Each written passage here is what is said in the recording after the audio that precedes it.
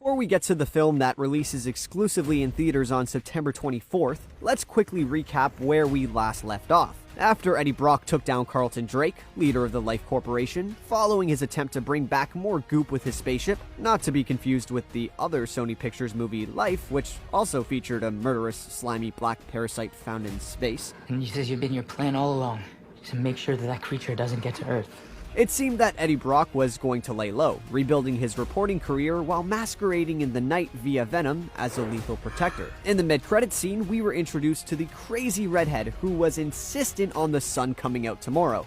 Sorry, my bad, wrong wig. That he would be causing some carnage. Apart from the heavy-handed setup, we were all pretty excited to finally see Cletus Cassidy on the big screen. I'm getting flashbacks to my youth where there was that trailer for a Spider-Man 4 with Jim Carrey as Carnage. Ah man, if little me only knew what was in store in the coming decade. If you didn't know, Cletus Cassidy in the comics is an unhinged serial killer, about as ruthless as they get. After tragically watching his father murder his own mother, he took those genes and murdered dozens, including his grandma, his dog, his orphanage with children inside, and somehow even someone through the internet. If it isn't already Ted Bundantly clear, the symbiote absolutely loves Cletus for his disregard for human life, and is the perfect companion for the homicidal maniac. A year and a half after the first film, this one follows Eddie Brock trying to stop Cletus Cassidy as he causes some carnage following a failed execution at Ravencroft.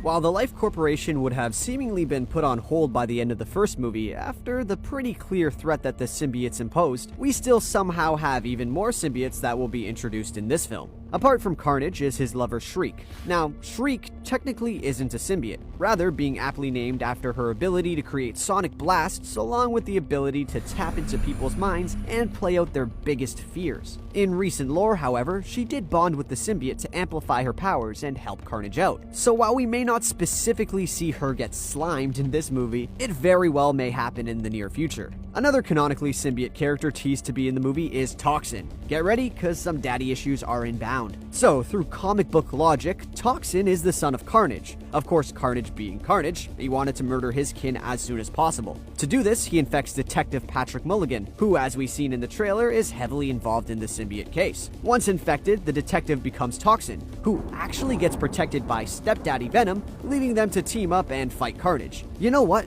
Maybe that Annie wig was on purpose, with Toxin being Annie, Carnage being Hannigan, and Venom being Daddy Warbucks. Okay, fine, I'll stop with the almost 40-year-old musical reference. So there was a lot of, let's say, interesting choices in that first Venom movie. Previous director Ruben Fleischer incorporated a lot of oddball comedic moments. With Ruben now working with Tom Holland on Uncharted, Andy Serkis was brought on board to helm this film. This could have brought in a whole new vision with less schlocky humor and a more serious rated R vibe. But as we saw in the trailer, they just cranked the humor of the first film up to 11, which might be a bad metaphor because Venom absolutely hates loud noises. Speaking of the first film, several elements will be returning. Michelle Williams is back as Eddie's ex-girlfriend, with her current boyfriend Dan Lewis confirmed to be returning. Then there's Miss Chen and her convenience store, along with a subtle nod to Stan Lee.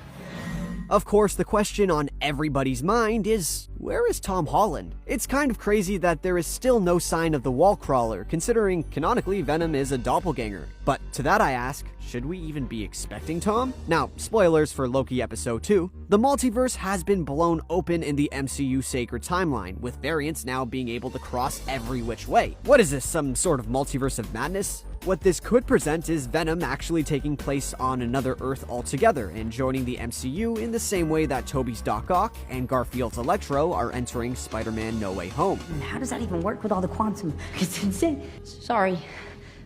It's really cool. Now, the trailer does feature a nod to the Raimiverse, with that universe's Daily Bugle logo being used, but that seems more like a fun detail from the prop department, considering Eric Foreman already went down that Eddie Brock path. It would be pretty fun if this universe was actually Andrew Garfield's timeline. The tone already lines up, and with multiverse shenanigans, it still leaves the door open for a Tom v. Tom scenario, while also not causing too much of a headache for MCU continuity, while also giving a home to the poignantly named Sony Pictures universe of Marvel characters.